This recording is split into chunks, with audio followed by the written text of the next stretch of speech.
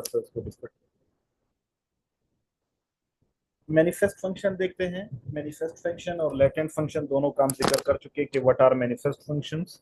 Manifest functions हर वो function होता है जो हमारे माइंड में परवान चढ़ता है, जो हमारा मकसद होता है। ठीक है, मिसाल के तौर पे हम यहाँ पर क्लास ले रहे हैं, इस क्लास कर पढ़ने के दौरान जो भी हमारा जो माइंड में हमारी जो आइडियोलॉजी चल रही है, जिस मकसद से हम इस क्लास में आए हुए हैं, ये हमारा मैनिफेस्ट फंक्शन है। ऑन द अदर हैंड, जो भी चीजें इसका पैरेलल अपोजिट चल रही होती हैं, जो हमें हमारे हमारे नॉलेज में नहीं होता, लेकिन हम उसको जो है ना अचीव कर रहे होते हैं या हम उसको हासिल कर रहे होते हैं अनइंटेंशनली, तो उसे हम लेटेंट फंक्शंस कहते हैं। ठीक है, तो मैनिफेस्ट फंक्शन हमारे पास क्या है? Manifest functions are the pre-planned functions. Manifest functions are the developed functions that are designed in one's own mind. ठीक है, ये आपके माइंड में पहले से तैयार शुदा होते हैं और इसको आप यूज करते हैं ताकि आप उसको हासिल कर सके। तो मिसाल के तौर पे एजुकेशन का सबसे अहम किरदार क्या है? Manifest function. लोगों को जब आप एजुकेट करते हैं तो उसका एक मेन मकसद होता है कि आप कल्चर की ट्रांसमिशन कर सके, एक कल्चर को दूसरे कल्चर में ट्रांसफर कर सके, आप अपने एक कल्चर को अपने दूसरी जनरेशन में शिफ्ट कर सके। इसी तरीके से फॉर ऑक्यूपेशनल रोल के लिए एजुकेशन का जो है ना बहुत इंपॉर्टेंट किरदार होता है। It is just like for example, आप लोग सारे यहाँ पर अभी टेस्ट की तैयारी कर रहे हो, आप पढ़ रहे हो, तो इसका बेसिक मकसद क्या है? इसका बेसिक मकसद यही है कि आप क्या करते हो, आप मुस्तकबिल में आने वाली कोई भी जो ऑक्यूपेशनल रोल है उसको हासिल करना चाहते हो। Therefore you are struggling hard to get education. ठीक है, तो ये आपके पास क्या है? ये आपके पास एक ऑक्यूपेशनल। इसी तरह इनोवेशन भी इसका एक अहम किरदार है कि जितना ज्यादा लोगों को एजुकेट किया जाता है तो वो आहिस्ता आहिस्ता क्या करते हैं, वो अपने माशरे में इनोवेशंस लेकर आते हैं, वो अपने माशरे में डेवलपमेंट लेकर आते हैं, वो अपने एग्जिस्टिंग इन्वेंशंस को मजीद रिफाइन करने की कोशिश करते हैं। तो ये तमाम चीजें क्या है, ये हमारे पास मैनिफेस्ट फंक्शंस में आते हैं। पर्सनल एडजस्टमेंट यूजुअली क्या होता है? एडजस्टमेंट करने के लिए ये बहुत जरूरी कि आप पर्टिकुलर किसी सोसाइटी में रहते हो और आप उस सोसाइटी में पर्टिकुलर रोल्स को हासिल करने के लिए आप क्या करते हो, अपने आप को एजुकेट करते हो ताकि आप अच्छी डिजिग्नेशन पे पहुंच सको, अच्छी जगह पर पहुंच सको, जिसकी मदद से आप अपने आप को एडजस्ट कर सको। So these things are very important. Character formation, ठीक है, कैरेक्टर फॉर्मेशन बहुत इंपॉर्टेंट काम है एजुकेशन का। वो ये है कि आपको आपकी बिहेवियर फॉर्मेशन की जाती है, आपको सिखाया जाता है, आपकी सोशलाइजेशन की जाती है। तो these all are very much important. ठीक है, इसके साथ साथ पैरेलल जो है हमारे पास बहुत सारे अदर जो है ना लेटेंट फंक्शंस चल रहे होते हैं। ठीक है, उसमें सबसे पहले रीइंफोर्समेंट ऑफ सोशल स्ट्रेटिफिकेशन। अभी एजुकेशन तो हमारे पास हम हासिल कर रहे हैं, लेकिन ऑन द अदर हैंड इसके साथ आप देखें तो ये हमें स्ट्रेटास में भी डिफाइन करता है। ठीक है, ये हमें डिवीजन में भी डिफाइन करता है। जैसे फॉर एग्जांपल, स्कूल स्कूल के जो ग्रेजुएट्स होते हैं या कॉलेज ग्रेजुएट होते हैं या यूनिवर्सिटी ग्रेजुएट होते हैं या मास्टर्स एमफिल ग्रेजुएट होते हैं, स्कॉलर्स होते हैं या पीएचडी डॉक्टरेट होते हैं, तो उसकी मदद से हम क्या करते हैं, स्टेटस बन जाते हैं कि यार ये इसने स्कूल लेवल तक पढ़ाई हासिल की है, इसने कॉलेज लेवल तक एफए तक, इसने बीए बीएससी तक, इसने एमए एमएससी तक किया, इसने एमफिल तक किया, इसने पीएचडी तक। तो इसके जरिए से ऑटोमेटिकली आप क्या करते हैं, आप एजुकेशन में स्टेटस को डिफाइन करते हैं। उसके साथ साथ चूंकि जो एजुकेशन होता है, this this this helps us in widening acquaintance, कि जितना ज्यादा आप एजुकेटेड होते हैं उतना ज्यादा आप अच्छे लोगों में उठना उठते बैठते हैं, आप अच्छे लोगों के पास जाते हैं, आप अच्छे टीचर्स के पास जाते हैं, तो आपके ताल्लुकात उनके साथ बढ़ते हैं, आपकी वाकफियत उनके साथ बढ़ती है। ठीक है, तो आपकी जो वाकफियत है वो भी ऑटोमेटिकली एजुकेशन की वजह से बढ़ती है। It helps us in social control. जब आपको एजुकेट किया जाता है तो आपको डायरेक्टली या इनडायरेक्टली आप क्या करते हो, अपने माशरे में उसके जो सोशल कंट्रोल है, उसके जो रूल्स एंड रेगुलेशन है, उसको इम्प्लीमेंट करते हो। इम्प्लीमेंट करने के साथ साथ आप उसको फॉलो भी करते हो, तो आपको सोशल कंट्रोल में भी इसका बड़ा अहम किरदार मौजूद होता है। और ये हमारे सोशल प्रॉब्लम्स को भी एलिमिनेट करने की कोशिश करते हैं। जितने भी सोशल प्रॉब्लम्स हैं उसको सॉल्व करने के लिए बहुत इंपॉर्टेंट है कि हम लोगों को ज्यादा से ज्यादा एजुकेट कर सके। जब एजुकेट आप लोगों को करते हैं तो आप लोगों को जो है ना ज्यादा अच्छी तरीके से, या हम तमाम लोग आसानी से किसी भी प्रॉब्लम का सोल्यूशन ढूंढ सकते हैं और आइंदा हमारे पास कोई उस किस्म को प्रॉब्लम को रोकने से हम मजीद जो है ना अपनी एक्टिविटीज को कैरी आउट कर सकते हैं। तो these were the some of the manifest and latent functions. आप इसमें मजीद इजाफा भी कर सकते हैं। ठीक है, with the passage of time आप इसमें मजीद डेवलपमेंट भी ला सकते हैं। So I hope it's clear to everybody. If it is clear, please drop me clear message so that we may go ahead.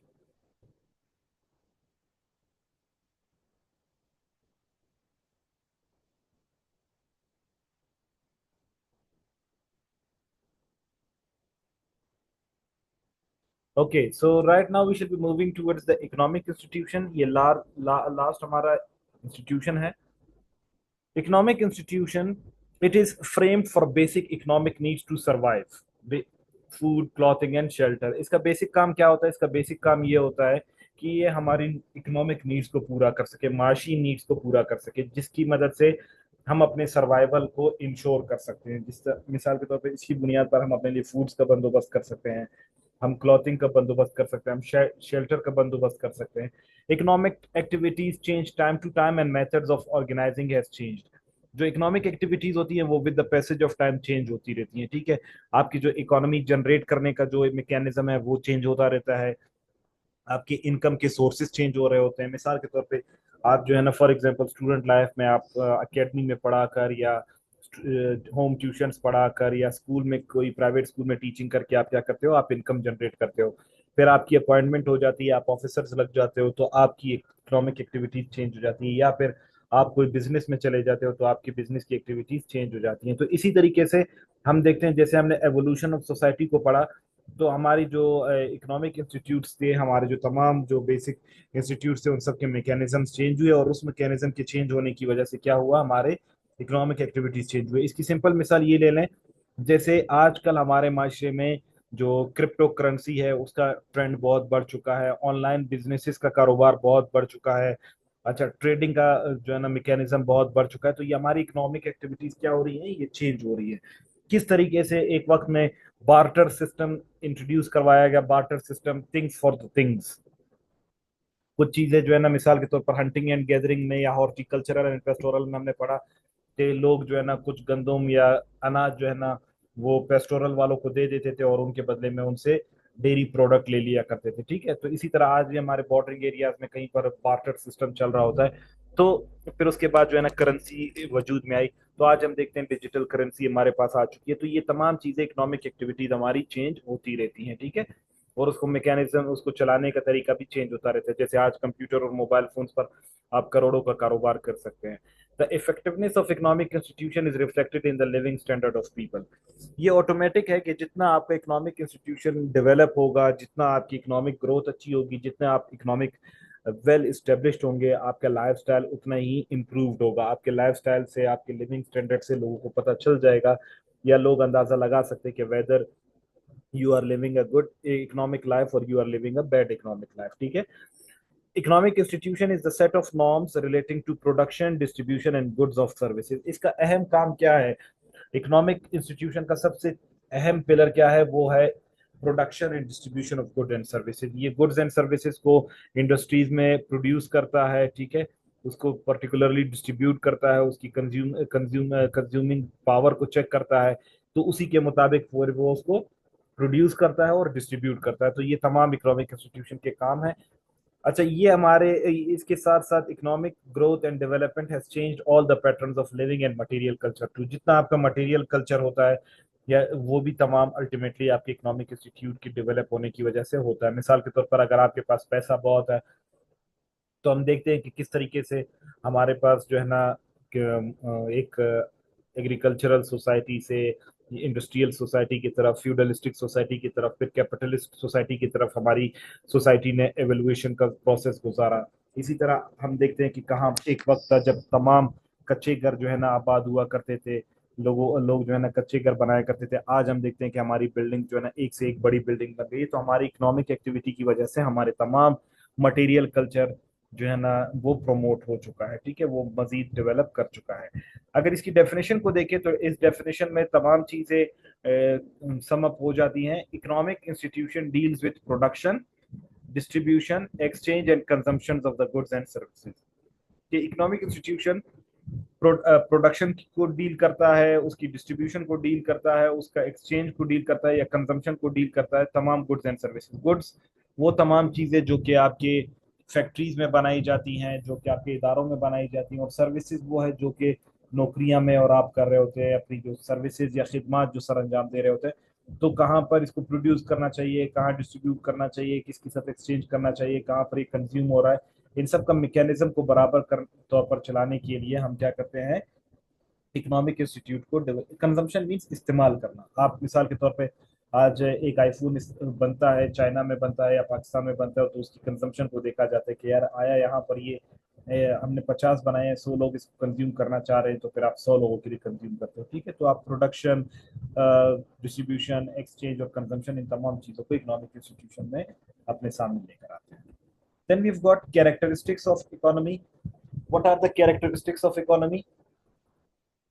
Economic institution में बेसिकली कुछ अहम चीजें होती हैं, उन तमाम चीजों को सामने रखते हुए ही आप किसी अच्छी इकोनॉमी को जो है ना आप हाईलाइट कर सकते हो। ठीक है, इकोनॉमिक सिस्टम मौजूद होता है किसी भी इकोनॉमिक इंस्टीट्यूशन में।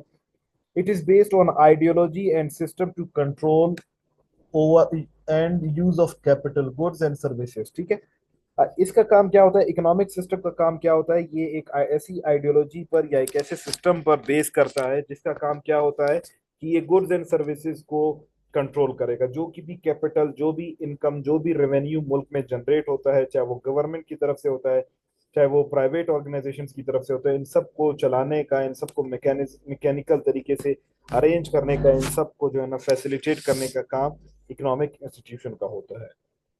इसके साथ साथ economic institution has got much more important works to do, such as division of labor, specialization and interdependency is found, which makes the system more efficient and organized. हमारे इकोनॉमिक इंस्टीट्यूशन की जो है ना welfare, इसकी जो है ना survival की एक सबसे बड़ी खूबी ये है कि इसमें स्पेशलाइजेशन मौजूद है।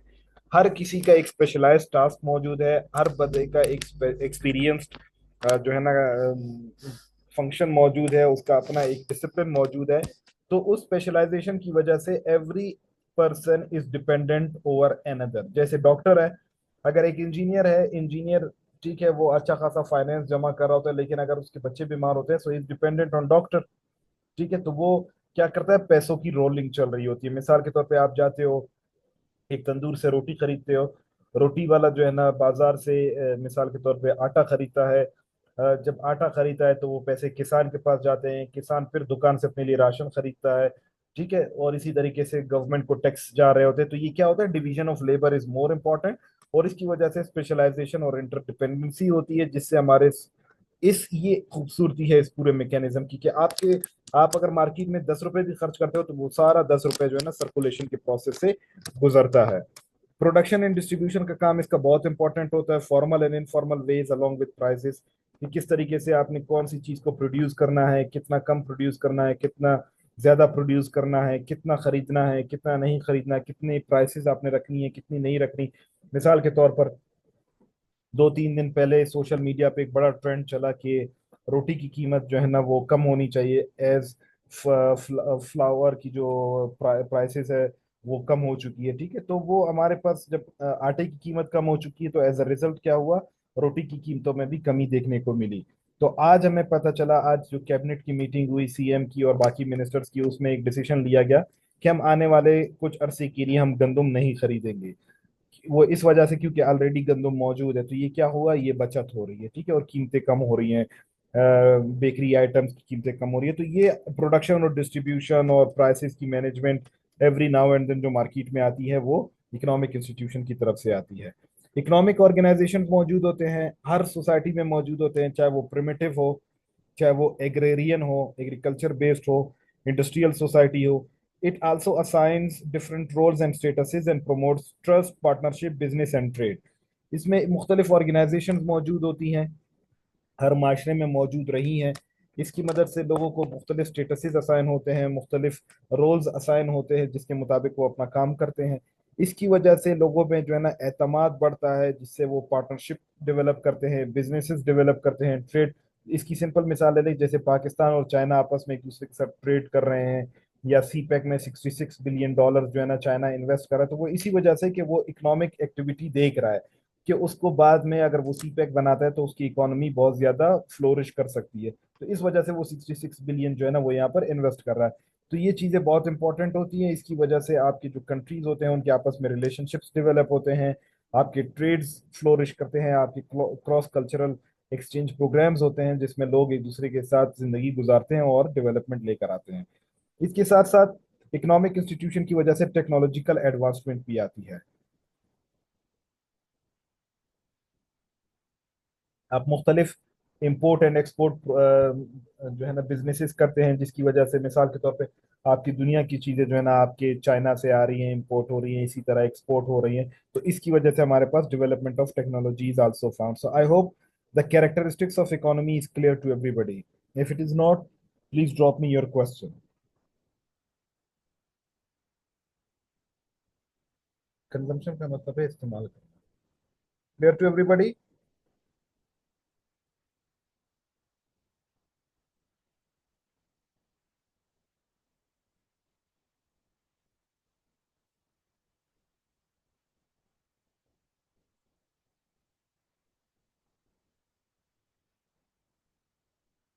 Okay, functions of economic institution को हम देखते हैं कि व्हाट आर द फंक्शंस। ठीक है, इनका फंक्शन वही है जो कैरेक्टरिस्टिक्स में हमने जिक्र किए हैं। ठीक है, बस आप उन्हीं चीजों को अगर आप देखें तो यही चीजें हैं, to control and regulate over good and resources. Good and resources को कंट्रोल करते हैं, सर्विसेज को कंट्रोल करते हैं। इकोनॉमिक इंस्टीट्यूशन जो है ना हमें बेसिक नेसेसिटीज और लग्जरीज और कंफर्ट्स प्रोवाइड करता है। इसके साथ साथ ये डिवीजन ऑफ लेबर भी क्रिएट करता है, जैसे पिछले स्लाइड में मैंने तमाम को डिटेल में डिस्कस कर लिया। डिस्ट्रीब्यूशन ऑफ पावर भी होता है कि यूजुअली हमारे पास जितने लोग ज्यादा इकोनॉमिकली स्ट्रांग होते हैं उतनी ज्यादा पावर उनके पास मौजूद होती है। इसी तरह स्ट्रेटिफिकेशन भी प्रोमोट करती है, जैसे फॉर एग्जांपल अपर क्लास है, मिडिल क्लास है, लोअर क्लास है। ये तमाम स्टेटास हमारे माशरे में जो है ना इकोनॉमिक इंस्टीट्यूट। अभी इसमें ये देखे ना कि अगर आप क्रिटिकल थिंकिंग करें तो आप इसकी पॉजिटिव्स और नेगेटिव्स दोनों लिख सकते हैं।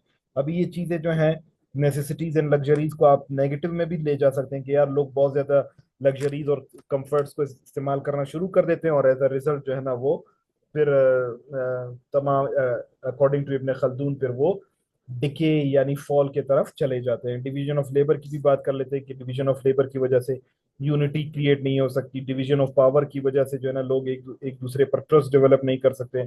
स्टेटस की वजह से उनमें लड़ाई झगड़े होती है। तो आप इसके पॉजिटिव भी लिख सकते हैं, आप इसके नेगेटिव्स भी लिख सकते हैं। आप पे डिपेंड करता है कि आपके पेपर में आता क्या है, क्वेश्चन किस तरीके से आता है। ठीक है, और ये आपकी इकोनॉमिक इंस्टीट्यूट जो होते हैं या इकोनॉमिक कंडीशन जो होती है वो आपकी इकोनॉमिक स्टेटस को भी डिटरमाइन करती है कि आप गरीब हो, आप अमीर हो, आप मिडिल क्लास हो, आप किस किस्म की वो करते हो। और इसी इकोनॉमिक इंस्टीट्यूशन का अहम किरदार ये है कि इस इकोनॉमिक इंस्टीट्यूशन की वजह से आप प्रॉपर्टी खरीदते हो, आप प्रॉपर्टी डेवलप करते हो, आप बहुत ज्यादा अपना इनहेरिटेंस क्रिएट करते हो और आप जो है ना अपने फोर फादर से वो आपको मिलती है, आपसे आपके आने वाले जनरेशन को मिलती है। और इसी तरह पॉलिटिकल पॉलिटिकल होल्ड, जितना ज्यादा लोगों के पास इकोनॉमिक इंस्टीट्यूट होगा, जितना ज्यादा इकोनॉमिक एक्टिविटी होगी, जितने ज्यादा इकोनॉमिक रिसोर्सेज मौजूद होंगे, उतने ही ज्यादा हमारे पास क्या होंगे, पॉलिटिकल होल्ड होगा। इसकी सिंपल आप मिसाल ये ले लेते हैं कि सब कॉन्टिनेंट में सबसे पहले जब आपके पास ईस्ट इंडिया कंपनी आई तो ईस्ट इंडिया कंपनी ने सबसे पहला काम क्या किया, उसने आपके पास इकोनॉमिक एक्टिविटीज वो ट्रेडर्स की सूरत में आए और आहिस्ता आहिस्ता आप देखते हैं कि किस तरीके से उन्होंने आपके तमाम सरदार नवाब और पॉलिटिकल सिस्टम को हाईजैक कर दिया, आपकी ट्रांसफर पोस्टिंग तमाम। आज भी हम देखते हैं कि फॉर एग्जांपल मलिक रियाज जैसा टाइकून या जो है ना अनीस कायम खानी जैसा जो है ना एक बंदा जो है ना वो क्या कर सकता है, अपने मर्जी से लोगों को चेंज कर सकता है, अपने मर्जी से लोगों को अपॉइंट कर सकता है, अपने मर्जी से। हमारे पास फॉर एग्जांपल बड़े बिजनेस टाइकून हमारे पास बलूचिस्तान में फॉर एग्जांपल सादिक खान अदुजई जैसा बंदा है, वो बेशक उसका जो है ना कोई पॉलिटिकल बैकग्राउंड नहीं हो लेकिन उसकी इकोनॉमिक एक्टिविटीज इतनी मौजूद है जिसकी वजह से वो क्या करते हैं, उसका पॉलिटिक्स पे भी बड़ा गहरा असर है। तो पॉलिटिकल होल्ड भी ये रखते हैं। इकोनॉमिक सिस्टम में मुख्तलिफ किस्म के इकोनॉमीज पाए जाते हैं। ठीक है, वो इकोनॉमीज किस किस्म के होते हैं, कौन कौन से होते हैं?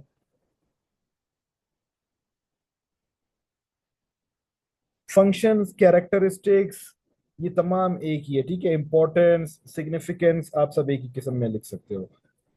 बहुत सारे इकोनॉमिक सिस्टम हमारे पास एग्जिस्ट करते हैं। ठीक है, उसमें सबसे पहला मिक्स्ड इकोनॉमी है।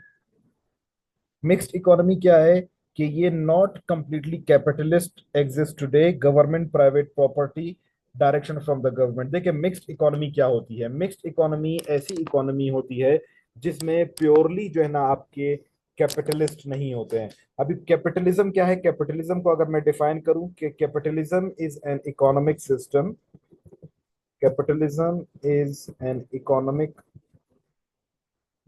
system in which means of production are owned by private owners। ठीक है, अभी क्या करते हैं, कैपिटलिज्म एक ऐसा इकोनॉमिक सिस्टम होता है जिसमें प्राइवेट ओनर्स तमाम मीन्स ऑफ प्रोडक्शन को वो करते हैं। ठीक है, तो हमारे पास क्या होता है, यहाँ पर हम देखते हैं कि कैपिटलिज्म, ये जो हमारी मिक्स्ड इकोनॉमी होती है, ये एक ऐसी इकोनॉमी होती है कि neither it is purely capitalist nor it is completely regulated by government. It means here there is a mediation between government and private firms।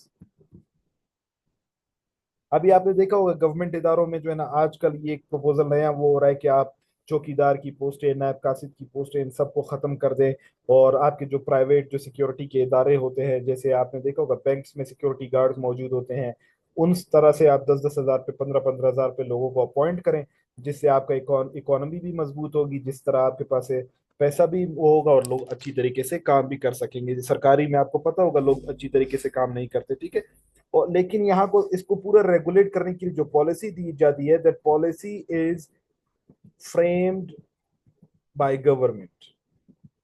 Government क्या करता है, गवर्नमेंट डायरेक्शंस देती है। डायरेक्शंस किस तरह देती है कि कितना टैक्स लेना है, कितना रेवेन्यू कलेक्ट करना है, किस रास्ते से इजाजत देनी है, किस रास्ते से इजाजत नहीं देनी, कहाँ से जो है ना प्रोडक्ट्स आएंगे, कहाँ से प्रोडक्ट्स नहीं आएंगे। तो ये तमाम मिक्स्ड इकोनॉमीज ऐसी इकोनॉमीज होती हैं कि यहाँ पर ना फुली जो है ना गवर्नमेंट ओन्ड होती है, ना फुली प्राइवेट ओन्ड होती है, rather in between their is a mechanism going on.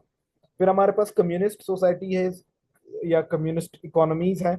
यहाँ पर क्या है कि वो कहते हैं coordination of economy, price, wage, quality are regulated by central planning agencies. Communist societies में या इकोनॉमीज में ऐसे होता है कि एक सेंट्रल इकोनॉमी होता है, एक सेंट्रल सिस्टम होता है, जो कि पूरे ओवरऑल जो है ना मुल्क की या पूरे ओवरऑल सोसाइटी की इकोनॉमी को जनरेट कर रहा होता है, उसको रेगुलेट कर रहा होता है। लेकिन हमारे पाकिस्तान में मिक्स टाइप ऑफ इकोनॉमी ज्यादा चल रही है। उसकी वजह यह है कि जो विफाक की तरफ से नरखनामा आता है या जो रेट लिस्ट आता है, वो आपके प्रोवेंसेस पर लागू नहीं होता।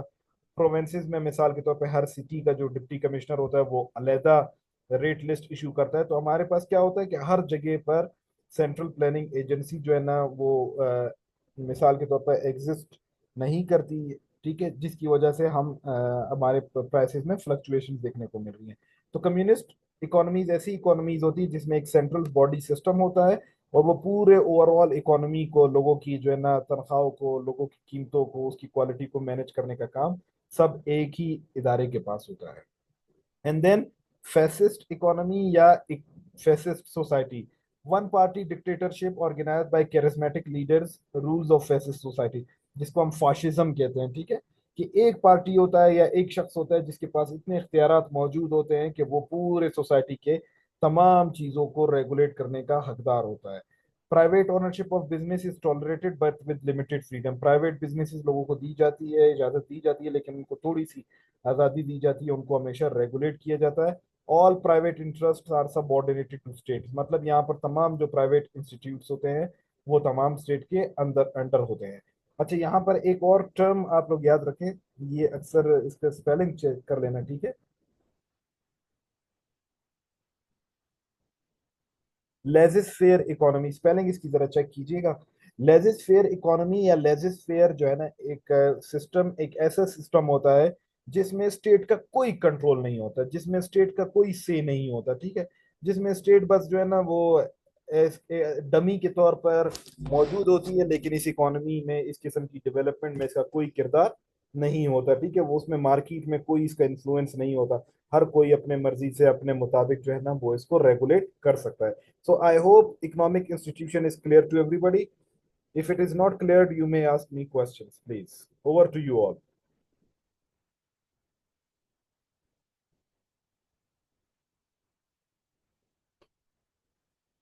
Just check the laissez-faire spelling, ठीक है, उसकी laissez-faire की spelling को check कर लेना आप सब।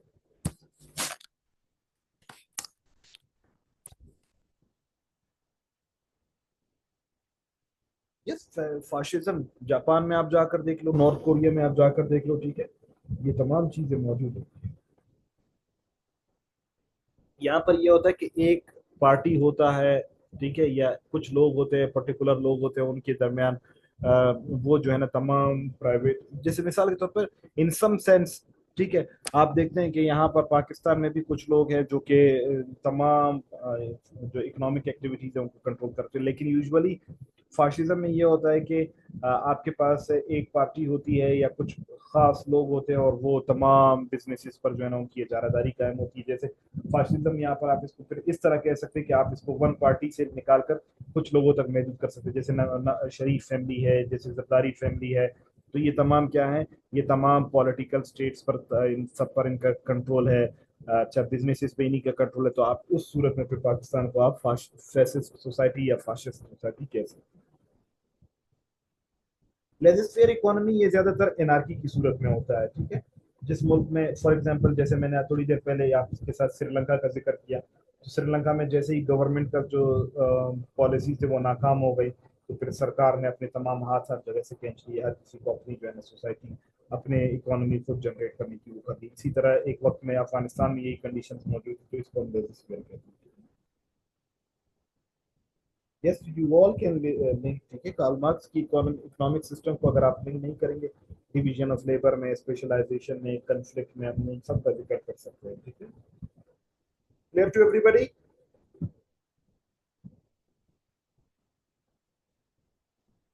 Okay, so see you all inshallah tomorrow with the next chapter. Here we complete 3 chapters of ours. इंशाल्लाह मैं इस वीकेंड आप लोगों के साथ कुछ क्वेश्चन शेयर करूंगा।